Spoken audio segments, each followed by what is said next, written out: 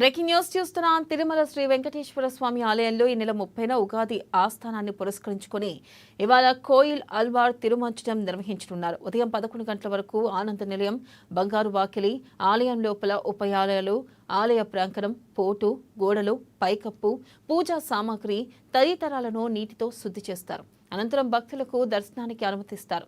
ఇక ఈ కారణంగా 25న వీఐపీ బ్రేక్ దర్శనాలు, అష్టదళ పాద పద్మారాధన సేవను ఇక టీటీడీ రద్దు చేసింది. ఇక 24న ప్రోటోకాల్ ప్రముఖులకు మినహా వీఐపీ బ్రేక్ దర్శనాలకు సిఫార్సు లేఖలు స్వీకరించబోమని తెలిపింది.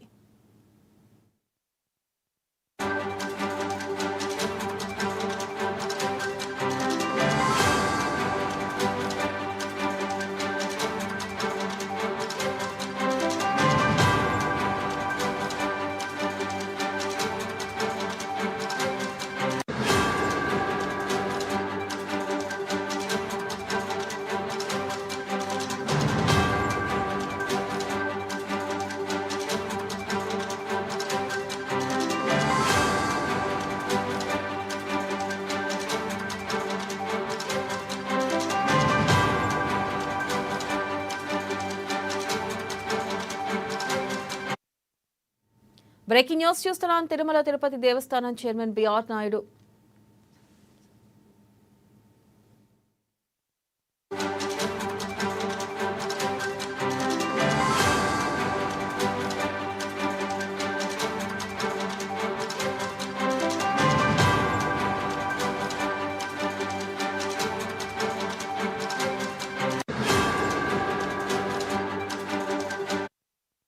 బ్రేకింగ్ న్యూస్ చూస్తున్నాం. తిరుమల శ్రీ వెంకటేశ్వర స్వామి ఆలయంలో ఈ నెల 30న ఉగాది ఆస్థానాన్ని పురస్కరించుకుని ఇవాళ కోయిల్ అల్వార్ తిరుమంచనం నిర్వహించనున్నారు.